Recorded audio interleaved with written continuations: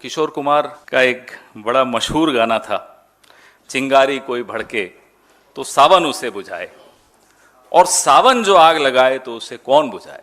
देश की सबसे बड़ी जांच एजेंसी ठीक उसी तरह का सावन हो गई है, सिर्फ विपक्षी दलों पर बरसती। और जिन अधिकारियों पर भ्रष्टाचार रोकने की जिम्मेदारी है, वो खुद रंगे हाथों रिश्वत लेते हुए पकड़ लिए जाते हैं।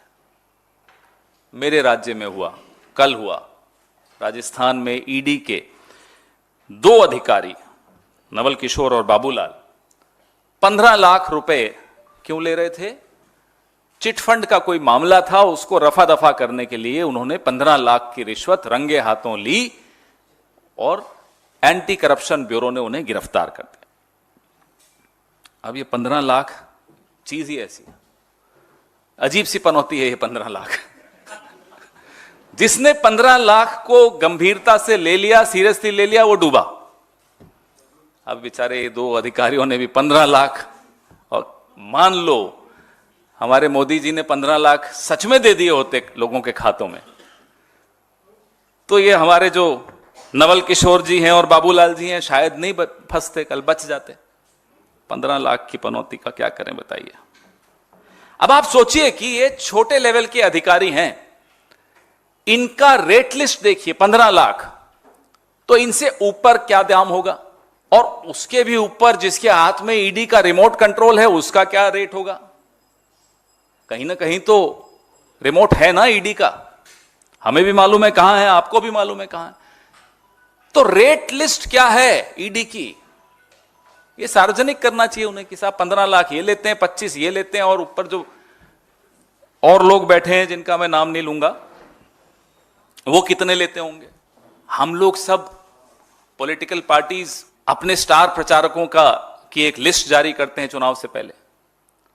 हमारे स्टार प्रचारक और बीजेपी के सरकार प्रचारक, ईडी, सीबीआई, इनकम टैक्स, आइए, ये सब इनके सरकार प्रचारक, एनसीबी, सब ये तमाम जो इनको टारगेट दे दिया जाता कि चुनाव आ गया है, ये लिस्ट है, इनमें से किसको आप डरा धमका के भाजपा में शामिल करवा सकते हो, नहीं होते तो फिर इनको निपटाओ। ये एक टूल किट है, मैं इसको गुजरात मॉडल नहीं कहूंगा, ये टूल किट मोदी जी का अपना टूल किट है। हम हमेशा, कांग्रेस पार्टी हमेशा जांच एजेंसियों को हम चाहते हैं वो शक्तिशाली रहें, वो निर्भीक रहें, वो किसी के कंट्रोल में रहकर काम न करें, स्वायत्त रहें, ऑटोनोमस रहें जिसको कहते हैं अंग्रेजी में। आप इन एजेंसीज को मजबूत कीजिए, मजबूर मत कीजिए। हमारी आपसे सिर्फ यही शिकायत है। They are not your frontline warriors. ED, CBI, income tax, ये कोई आपके फ्रंटलाइन वॉरियर्स नहीं है मोदी जी, कि पहले ये जाते हैं फिर आप नड्डा जी को भेज देते हो लिस्ट कि ये 5-6 लोग काबू आ गए, इनको आप ले लीजिए भाजपा में। ये क्या तरीका बना रखा है आपने राजनीति का। 95% से ज्यादा ईडी केस अगर विपक्ष के नेताओं पर होता है तो सब कुछ सामने है आपके। मैं विनीत जी को भी रिक्वेस्ट करूंगा कि हम एक डायरेक्टरी रिलीज करें, अब एड्रेस हो उसमें, फोन नंबर हो उसमें, किसके, नारायण राणे के, अजीत पवार के। शायद ईडी के पास ये एड्रेस और फोन नंबर अब नहीं है, हम दे देते हैं।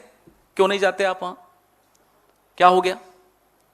साहब से इशारा नहीं हुआ? कुलदीप बिश्नोई क्या क्यों नहीं जाते अब?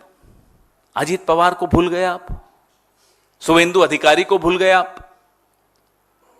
ये सिलेक्टिव मेमोरी लॉस क्यों है ईडी में? हिमंता बिस्वा शर्मा हमारे प्रिय, उनको तो बिल्कुल ही भूल गए। उनका नाम कहां कहां था सबको मालूम है।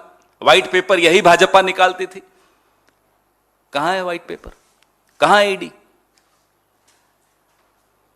हकीकत यह है कि इस सब का एक कॉमन जवाब है, जो जो नाम मैंने आपके सामने लिए, कि जब इनके भ्रष्टाचार के कीचड़ में कमल खिल जाता है ना, तो ईडी को अब करप्शन की महक आनी बंद हो जाती है। शुभेंदु अधिकारी के यहां, हेमंता बिस्वा शर्मा के यहां, नारायण राणे के यहां, इन अजीत पवार के यहां, इन सब अब ये कीचड़ में धुलकर साफ हो गए। बताइए, कोई कीचड़ में धुल के साफ होता है? होता है, यहां होता है।